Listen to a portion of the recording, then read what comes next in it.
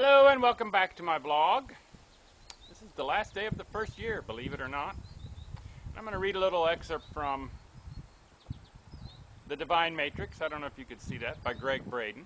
Gregg with two G's at the end. And this is just toward the end of the first section. And it kind of pulls some things together of other things that I read. The inner technology to change our world. So what are these experiments telling us about our relationship to the world?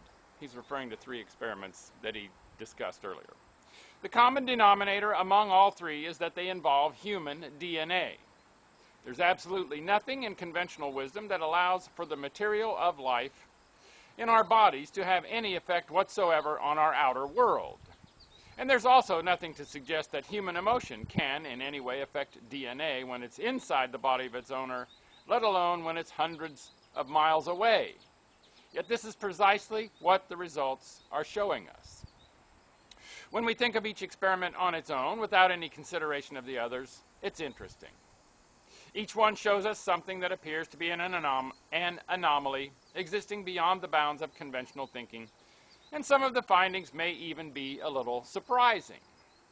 Without a greater context, we might be tempted to put the experiments into the category of things to take another look at on another day, one far, far away.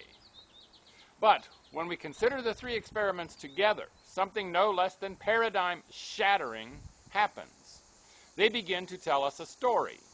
When we look at each experiment as a piece of a bigger puzzle, that story jumps out at us like the hidden images of an Escher drawing. So let's look a little deeper. In the first experiment, Poponin showed us that human DNA has a direct effect on the vibration of light.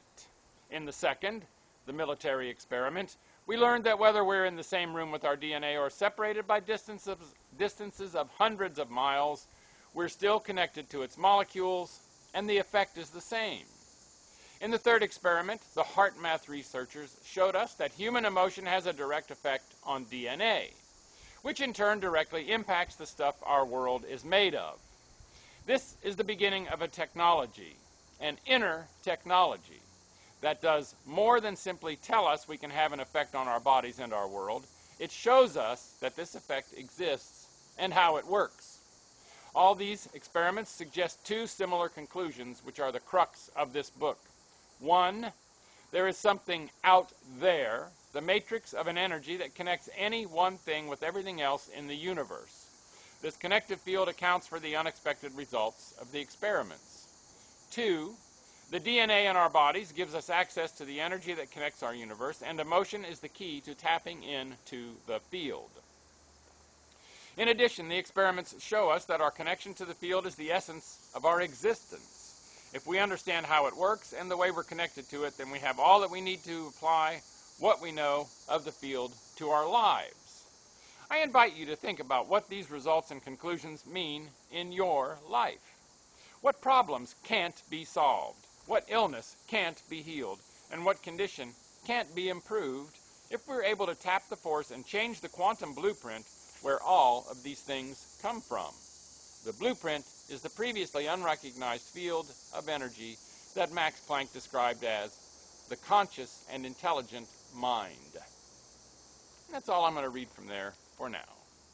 But it does pull together some of the other things from like 100 years ago that I like to read. So anyway, I hope that was interesting.